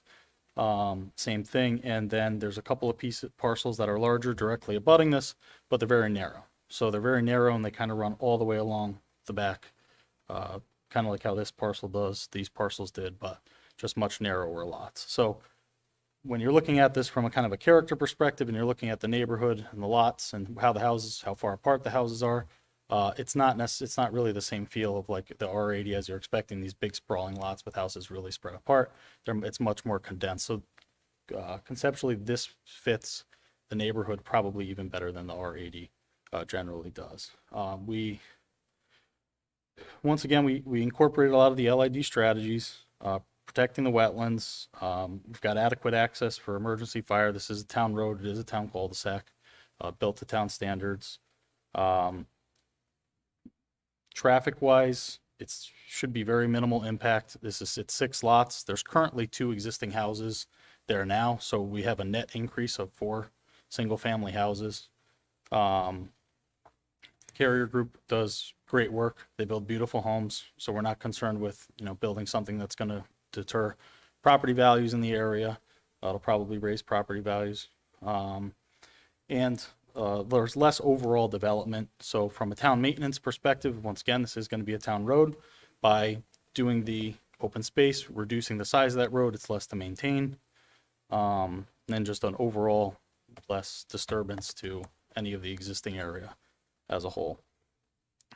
As I said, we have done all the soil testing for this, so we do know that there is adequate soils. We're still waiting, I believe, on kind of a sign off from the health department for those designs, but we have done all that work, and the public water is going to be used, so we know we can have water and sewage as well.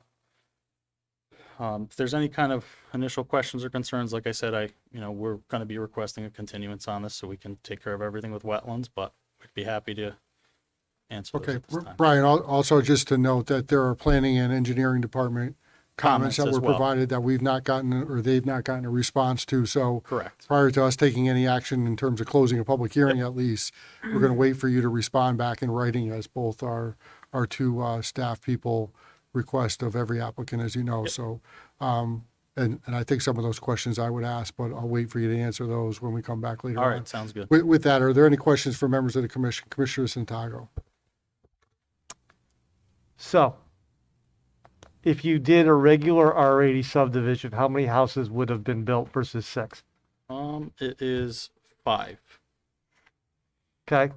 So you would have built, so you get one more house, right? Is that what it would have been? That site plan? Yes. Can you blow that up? My eyes are old. Yeah. One moment. Okay. And how big are the lots there versus the lots you're proposing? So the lots we're proposing are, almost all of them are 1 acre.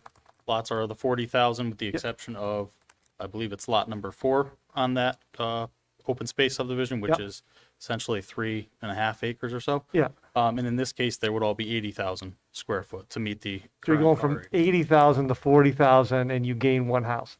How much open space is being proposed in your open space subdivision? So right now, we are proposing a total between the conservation easement areas and the open space, it's a total of 1.37 acres. We get 1.370, but the wetland stuff and all that stuff, you have to protect regardless of what you do anyway, right? Yeah, so to kind of put it in better perspective, so you can see here, right now, these 2 houses are outside of the upland review areas, Where are you? right up here. Gotcha, okay. So this is our road, this is where that easement was. These 2 houses are both outside of the upland review area and then also outside of the vernal pool upland review. This is a vernal pool right here. Yeah, So that line kind of comes around like this, comes back behind this house yeah, and wraps around. So we are still technically, that would be outside of the upland review. We'd still have to go to wetlands and they'd have to approve Right. that as well. But that is a feasible alternative. We're not just I'm not saying like, oh, we could build this, but I'd actually have to get wetlands approval to fill, an acre Yeah, of yeah. wetlands. No, that's not necessarily the case. But what we're basically saying is compared to this density, whereas that cul-de-sac was up here yeah, and our houses were here and here, yeah. we've essentially saved in more or less. Less more than more, because you really got 2-acre lots versus 1-acre lots. So reason I bring this up is usually when we get an open space subdivision proposal, R25, R40, we get large plots of land, and the trade-off is density, but the town gets acres and acres of undeveloped land. R80, though, by virtue of it being, 2-acre big lots, spacing and space is there by definition because they're big lots. Yeah.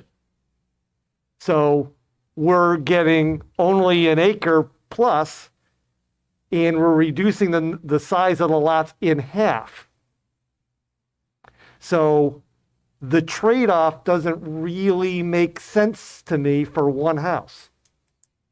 So you gain one house, all these people have half the lots they normally would get with R80, and now I've impacted an R80 zone adversely by having half the size of the lots that would be conventional around the rest of the R80 section, and we get 1.3 acres of open space. The trade-off doesn't make sense to me, mainly from a impact to neighborhood impact, because the lot size are in half. Now, conventional R80 zones, which are costed by virtue of the amount of the land they have, now I've inserted into an R80 zone lots that are half that. So my concern, even though you're not going to, I'm guessing, put cheap houses here, because Carrie, you don't put cheap houses up, I'm still concerned that, and I'm familiar with Carrier too, and they do great stuff. I'm concerned of the trade-off of half the land for this and the impact of value of surrounding places. That's giving me pause in this particular trade-off, because whenever we have an open space subdivision versus conventional subdivision, it's a trade-off, density versus land. I don't know if it's an even swap this time. Okay. Because it's an R80. Yep. R40, R25, it may not be out of the conversation, but I don't know if the trade-off is such that it makes sense for one house. Yeah, and as I said, I think maybe for the next meeting, I can show you on the GIS how this fits Sure. with kind of Sure. everything else. But that's my concern right now. Absolutely.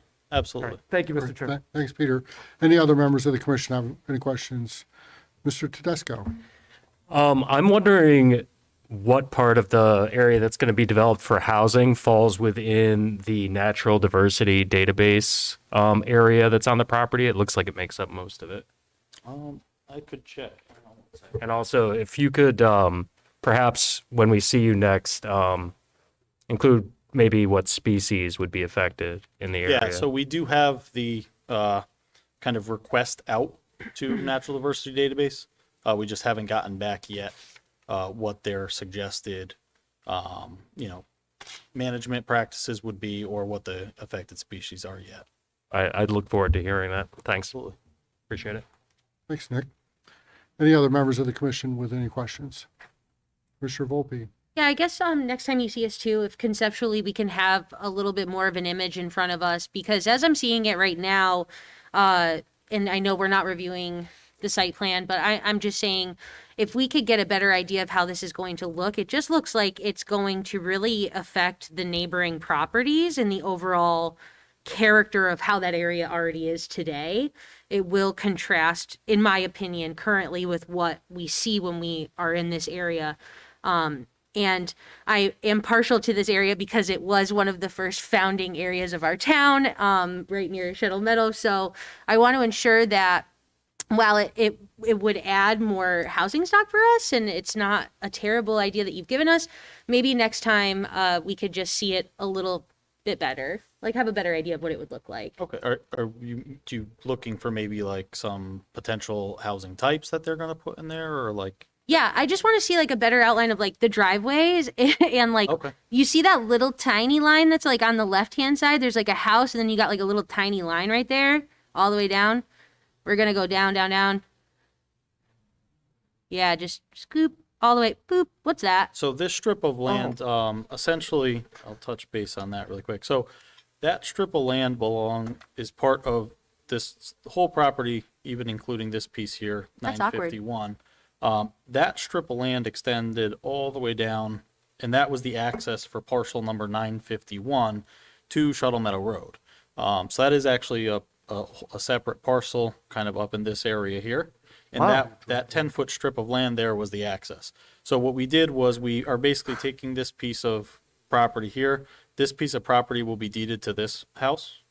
And then we've created a different access strip that's 25 feet wide so that in the event somebody ever wants to develop this piece of property, they're not stuck trying to put a driveway down a 10-foot strip of land. That's their only access to their only access. See, I'm really glad I brought that up because Yeah, I can see visually, I didn't really get that out of this. So I'm not looking for too much more razzle dazzle, but maybe we could just get an idea of some of that. You know what I'm saying?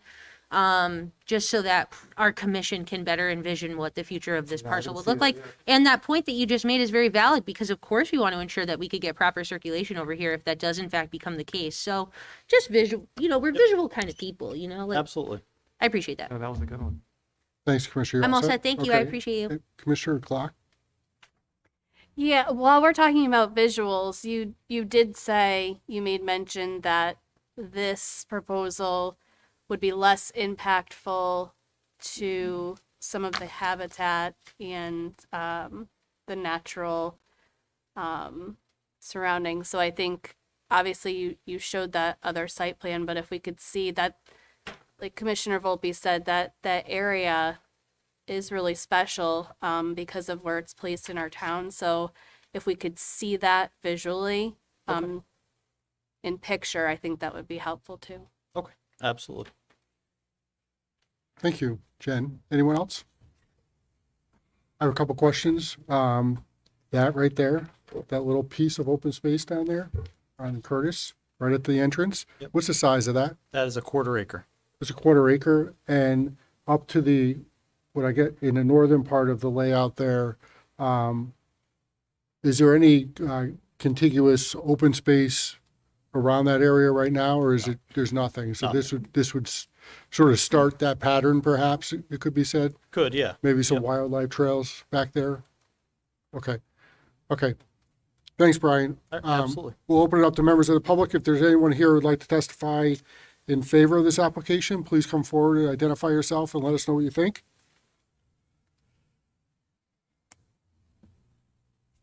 Anyone in favor? None. Is there anyone who'd like to testify in opposition to this application? Just come forward to the mic, identify, give us your street address, This line. and share your thoughts, please. Yes, my name is James Lardy. I am a resident here in Southington for since 1990 when I purchased 897 Shuttle Meadow Road, which is 210 by 150 deep, which puts it at 3/4 of an acre. And the property use itself originally was 3 separate lots, and it was merged, and house was located the Cape in the center lot. One interesting thing about my house is that I have running water in my basement. I'll say not lately, and I'll give you my opinion on why that is, but running water.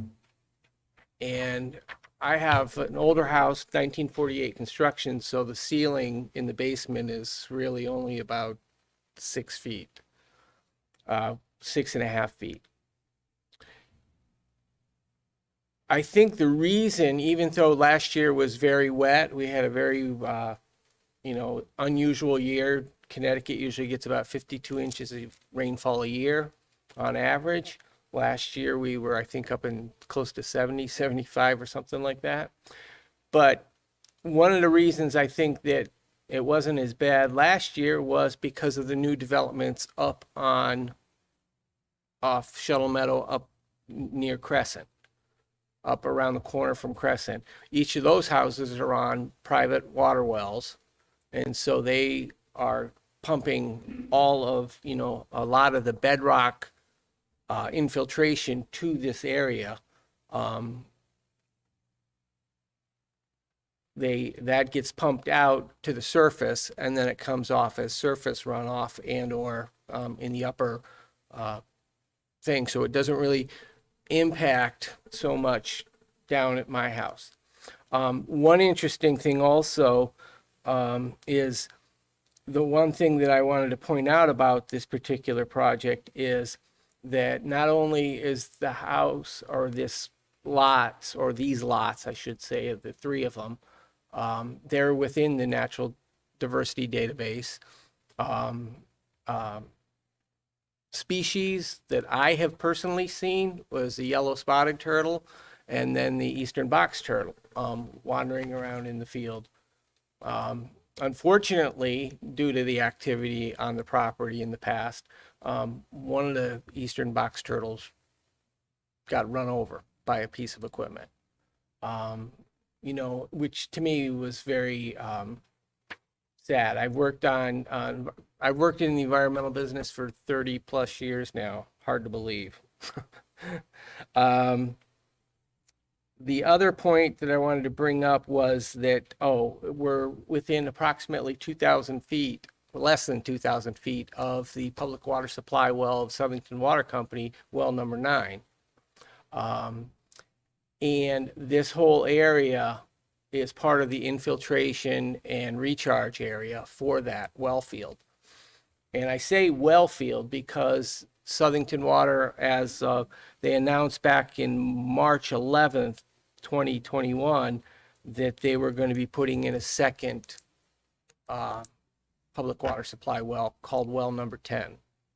And my biggest concern is not necessarily for my property, because under these plans, my side yard would become a front yard and my rear yard would become a side yard or something like that, according to the regulations. But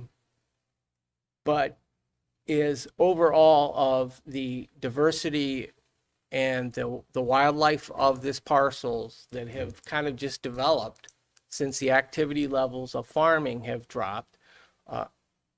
With the farming, the concern I would have for a residential development is what type of pesticides were used. used for the berry, for, when they'd farmed. When I cleaned out my in-laws' shed, there was DDT, methoxychlor, dildrin, and a whole host of other pesticides that they, just as homeowners, had collected over the years. On a much larger field, that could be a much greater impact. And I do know the former owner of that parcel passed away from cancer, as did his wife. And I met him, when I purchased the property, was doing work in April of 1990, and he had come walking through the yard, and I said, "Oh, hello, hi," and I introduced myself, and he says, "Oh, I'm Charlie DeSell, and this is all my property, and it's not for sale." And I was like, "Oh, okay." And I really, you meet your neighbor that first time, you kind of take a step back. But Charlie was very passionate about his land. I know that. And he always was trying to convince the owner that I purchased from to build more houses next to his houses, because he had built on the front part of 927, 935. There's two houses that sit in the front of that. And this proposal proposes to demo those so that they can make room for these 6 homes in larger lots. Again, the board members have already brought up housing. Here in Southington, like any community, is affordable housing. The reason I was able to move to Southington was because of affordable housing at that time. And not that I don't like big houses or the beautiful properties that Southington has, but as under the state of trying to comply with those regulations, it's a tough fight. And, those are all points that need to be addressed to really address this potential project. And I'm not trying to take anything away from my, former neighbors' children, of their inheritance and to be able to develop, but it's using a open space concept to develop more, to increase the density, so to say, I'm concerned with, because all of the houses would have roof drains to infiltration basins, which is a great idea. The roadways, the same thing. But what about any type of pollutants that are entering into that field? The last time I spoke before this board was when the former town manager had wanted to put a leaf composting facility across in the lot across from Thalberg School. And I explained then of why not, why it was a bad idea. And my reservations are similar here. I can't think about how this project would affect my property. Yeah, it's going to affect my property.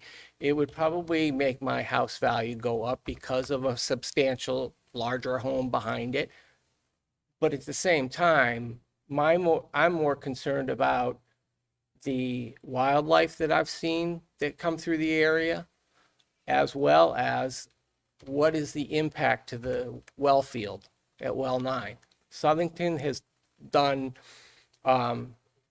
multiple times had problems with their well fields. Curtis Street, at the other end of Curtis Street, that the other project was addressing, that well field had to be shut down years ago because of industrial impacts. And it's not that it happens tomorrow or next week after the houses would be built, but over time, it could lead to some serious degradation of the water. So thank you. Thanks, Brian. Any questions for members of the commission for Brian? Thanks for coming out. Hello again. Hello again, Larry DiPaolo from Blatchley Avenue. I have some concerns about the fact that overpopulation, okay? At the beginning of the meeting, I heard millions of dollars being put aside for open space. And I think that's a great idea. It's wonderful. Now, I'm going to give you an example. The town put a big push on, I don't know, a couple years ago, a year ago. We wanted to not develop the golf course. So the town went out and we voted to spend $5 million just to buy the rights not to develop that land. It was good or bad. That's what the town voted for. That's what the town wanted. But very shortly thereafter, about a half a mile down the road, a fella had a permit to put in 7 homes. He came back to the zoning board and he says, give me a special variance. I could put 15 homes in there. And he said, go ahead. So we're paying $5 million not to develop, and then we give this guy permission to put in over double of what he had. And same thing here tonight. We're looking at 2-acre zoning, like you mentioned, and we're giving him 1 acre. So he's going to put in 6 houses. We probably could put in 3. He's got wetlands in there. You don't have 10 acres to start with. So he could put 4 houses at the max if there's no wetlands. Then he's going to turn around and give us open spaces. Well, another part of that budget I heard is maintenance. He's going to give us 1 acre, and then now our park department has got to go up there and maintain it, cut the grass. If there's sidewalks there, they got to shovel the snow. So it puts a burden on the town. I remember our old town manager, Mr. Weissel, he didn't want open spaces like that. He wanted where this would have joined that and it would add on to this and make things bigger and better. To get 1 acre out in the middle of nowhere, and now we got to send our highway department out there to clean it and maintain it, and it's our responsibility. So I think if it's 2 acres and they want to develop it, that's fine. If not, if we keep, like even the one before us, 2 of those buildings he's adding an extra 60 units by doing it. We keep doing this, we might as well go back to 1950 when we didn't have zoning at all. When the forefathers set the zoning up, they've set certain areas of town for this. And we're spending $5 million not to develop a golf course.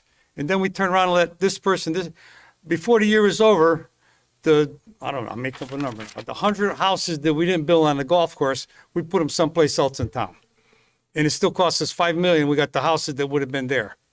So all I'm saying is, we got zoning, let's go with it.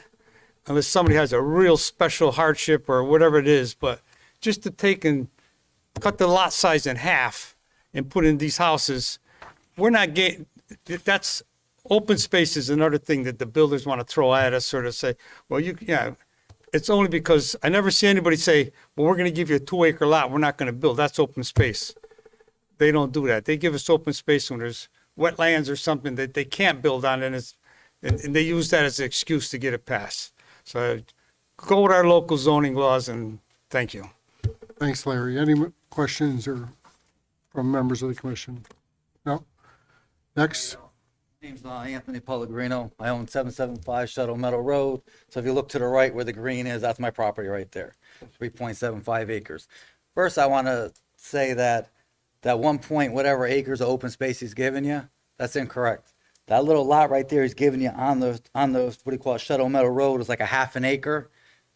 And the rest, is wetlands in the back. So that, there's the difference. It's not over an acre. I'll start with that right there. They want to give us open lands, open space right up against the road. The coyotes are already walking on the road. I can see them from my camera and I can show you, so we're trying to keep them in the back. I bought my house in 2005 and you might see a black bear, maybe 1, 2. First time my wife went and called the police department. What are you doing? Well, I'm in my car.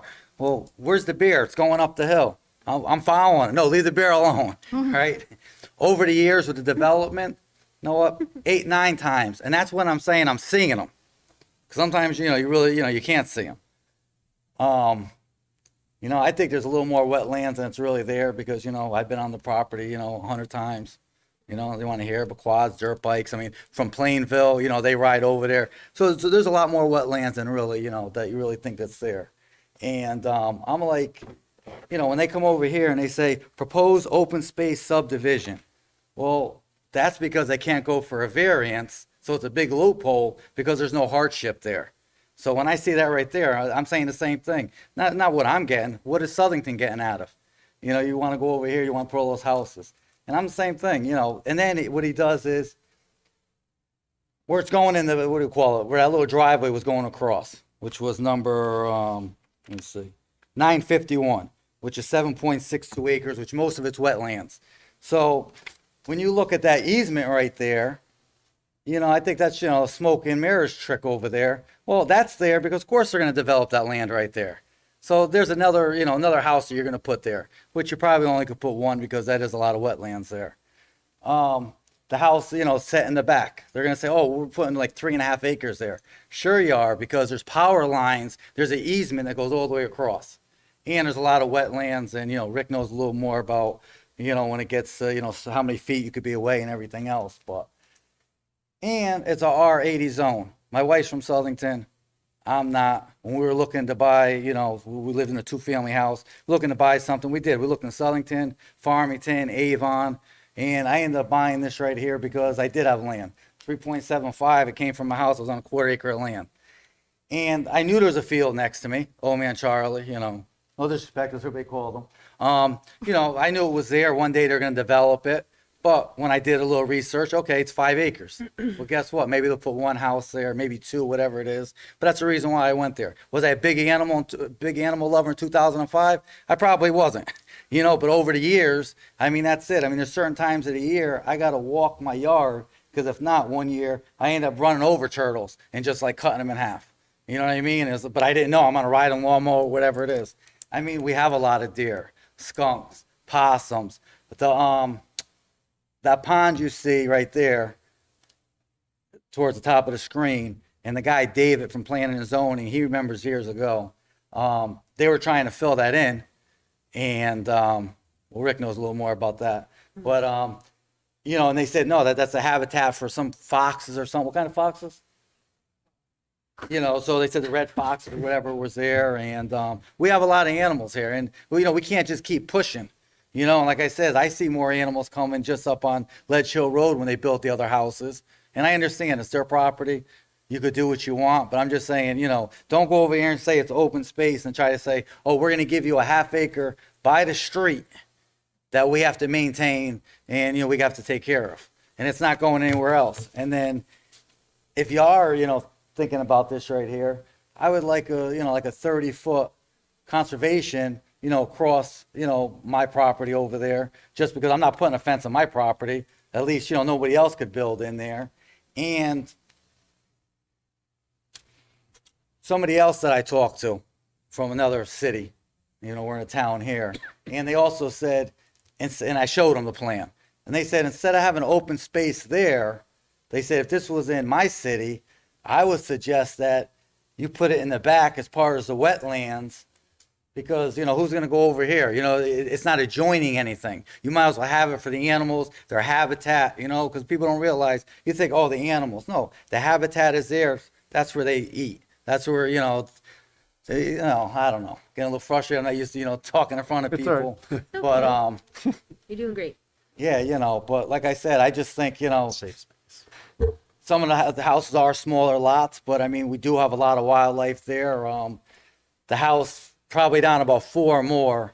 A realtor I use, his mother-in-law and father-in-law live there. They speak Polish, and that they wouldn't come here because their English is very bad.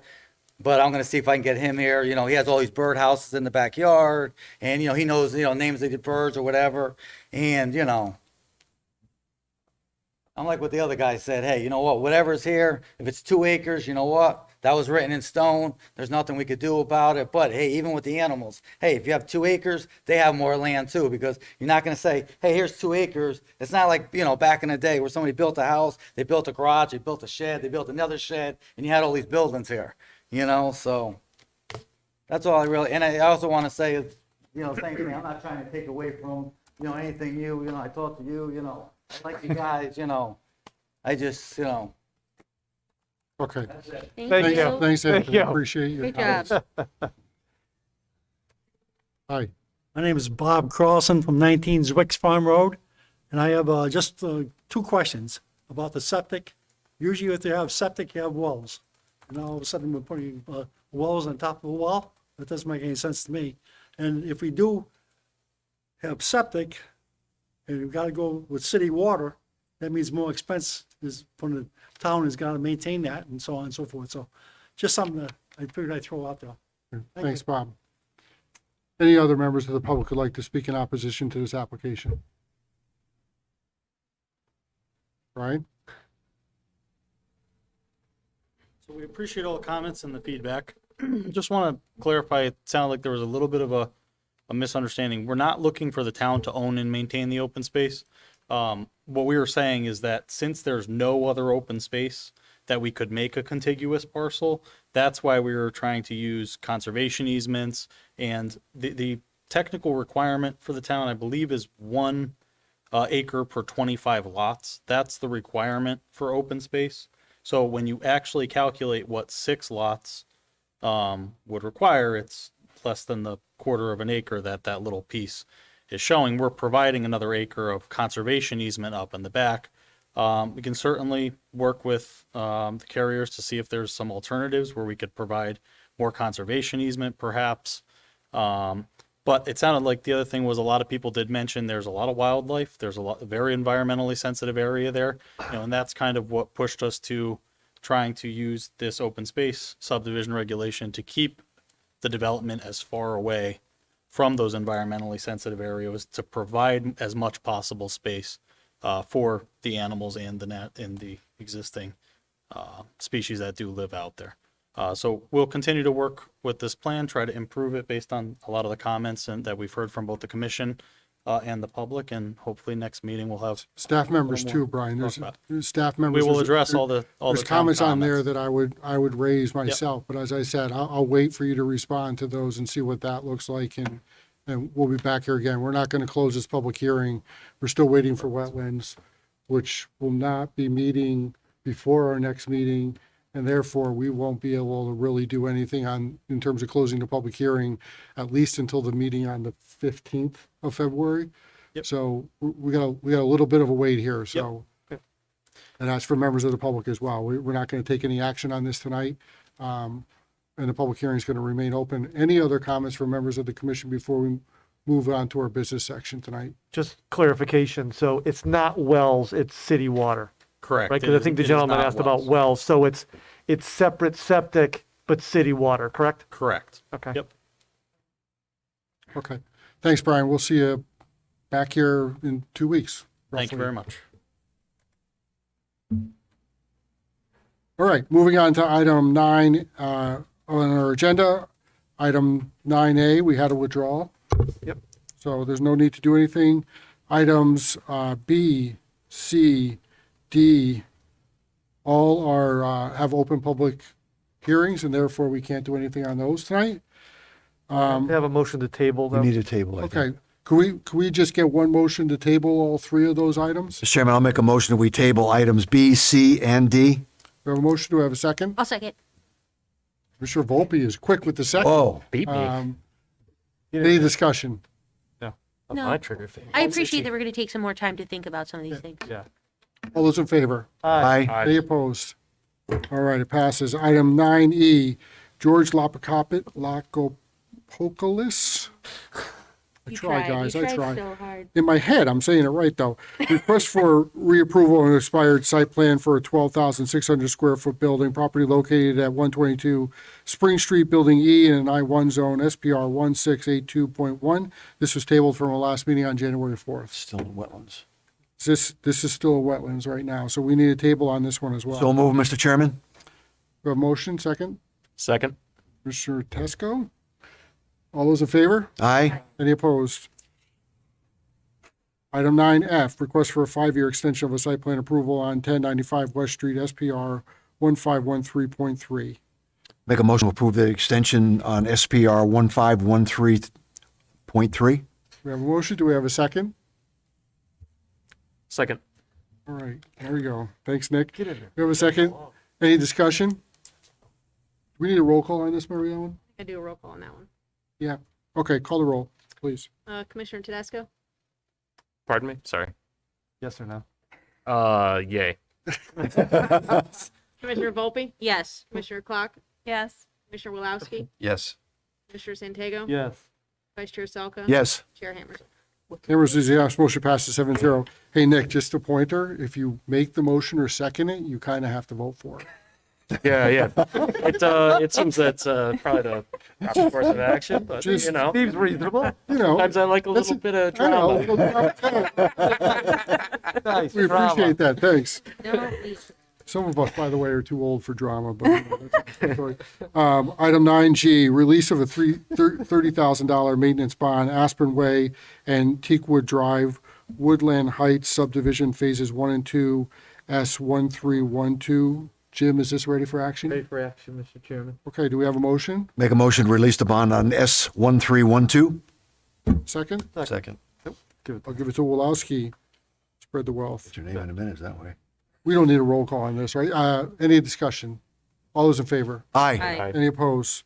Motion passes. Item 9H, release of a $19,000 maintenance bond, La Course Bond or Pond Place S1315.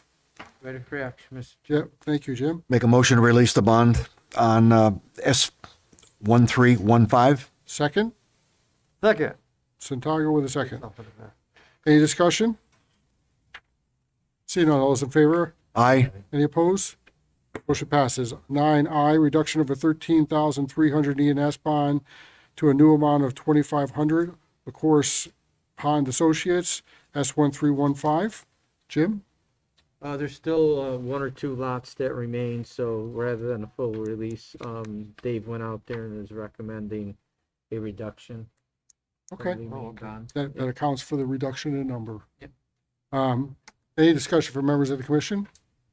We have a motion? Make a motion to reduce the bond to $2,500 on S1315. Second?